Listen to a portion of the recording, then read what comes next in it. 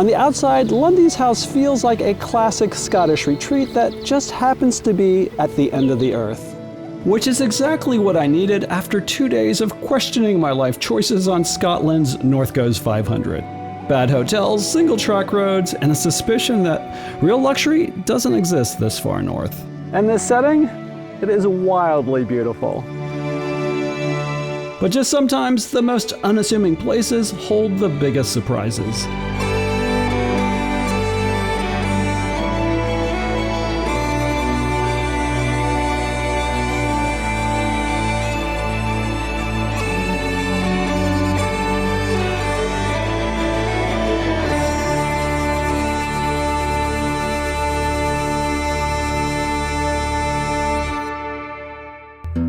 Here's the thing about the North Goes 500. Everyone talks about the amazing scenery on this 500-mile drive around the top of northern Scotland, but no one mentions the hotel problem. I'm 2 days in and have had a couple disappointing stays already. Northern Scotland isn't exactly overflowing with boutique hotels. Anyway, I'm tired and I'm so ready for a break and really hoping I can recharge at this next stop.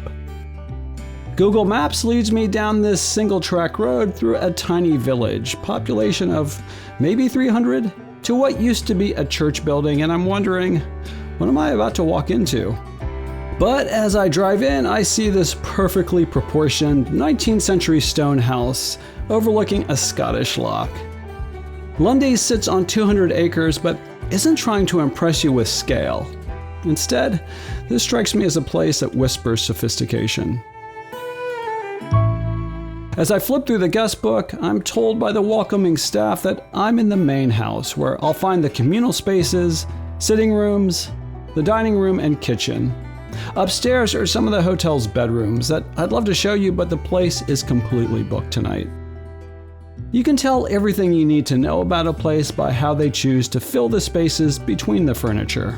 Here, someone has taken a lot of care and put real thought into what deserves to live on these walls and on the shelves. The original Scottish character of this building has been totally preserved, but I think made a lot more interesting by the decoration choices they've made. I made this booking last minute, so I've been relegated to the converted farm buildings out back. 200-year-old structures that could either be charming or feel like an afterthought. We'll see. This area is called a steading, traditional Scottish farm buildings that once housed livestock and equipment. This is where the 3 guest studios are. I have no idea if I'm going to like my room, but this courtyard had me at hello.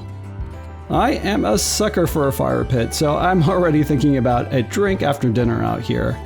I love how they've kept the original character of these old farm buildings, but cleaned them up and updated them in such a thoughtful way. All right, time to see what my room's actually like.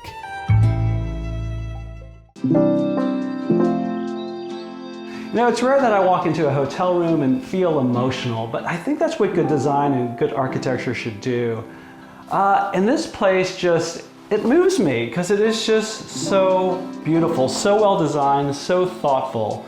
I love the bed and this wooden surround and like the 2 different kind of lights they have going, both very different styles, but beautifully done and like just casting really nice shadows.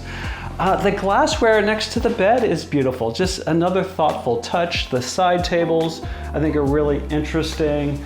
I love this little nook or seating area over by the front door.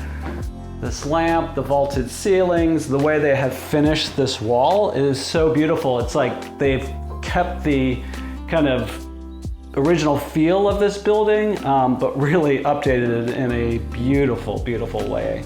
The hardware in the bathroom and the shower is it's really high class, really high quality.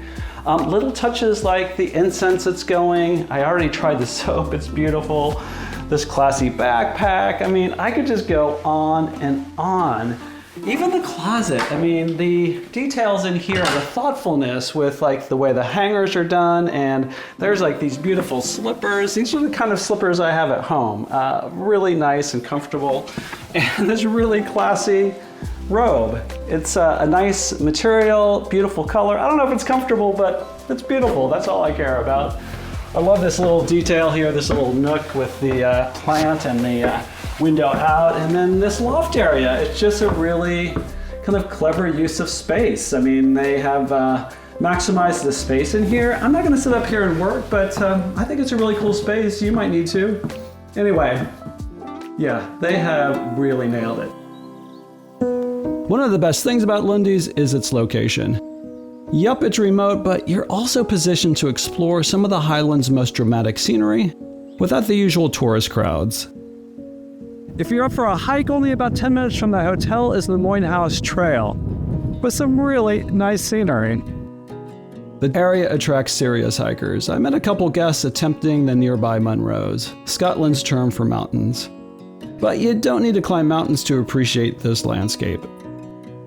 So I stopped by the hotel to check in and dropped off my bags real quick, and I'm like, I can get one more thing in today and drive maybe 5 minutes and then come across this causeway. Oh my God, it is beautiful. It is like there's water on both sides, there are hills on both sides, these mountains behind me. It is really beautiful.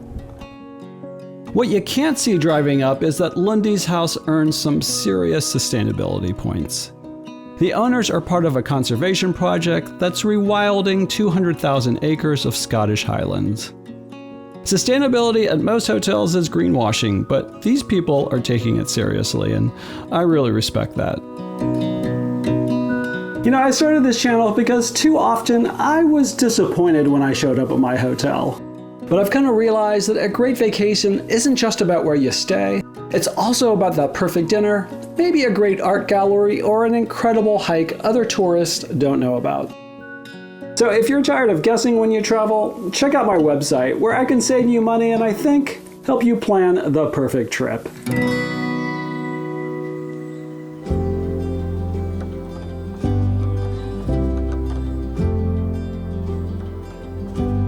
As darkness settles over this wild landscape, I'm starting to see the real magic of this place. Candlelight, a real fire, and wonderful lighting. One of the things that makes Lundies special is that you have the option to disappear into a nook for some solitude if you're not up for a conversation. But the communal spaces here make it easy to meet other guests, and this is definitely my kind of crowd. Dinner is included in your room rate, and if you're a foodie, this may be your best bet in northern Scotland. The dinner alone is worth coming this far for. After 2 weeks in Scotland already, maybe my biggest surprise is how much good food I've had. Not exactly Scotland's reputation, right? And Lundies hits it out of the park. 3 courses, local ingredients, perfect wine pairings. For me, this is the way to spend an evening. Great food, good wine, nice music, interesting people, and one of Scotland's most intimate hotel restaurants. I really want to sit by this fire pit after dinner, but I'm restarting my North Coast 500 drive tomorrow, so I have to get to bed early. The pillows are kind of weird, but not in a bad way. I'm gonna give the pillows an 8.5. Good night. Like everything else here, breakfast is included, locally sourced, and executed with the kind of attention that makes you wonder why more places don't operate this way. Anyway, time to hit the road again.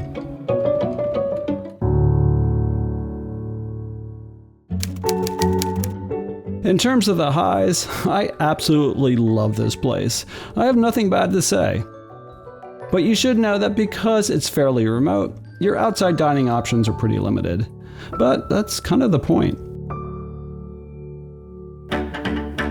If you found this video helpful, subscribing, sharing, and liking it helps me help you find the world's best hotels. Thanks. And if you want to know more about the North Coast 500, check out my video about my epic drive. It turns out to be a lot more than I bargained for.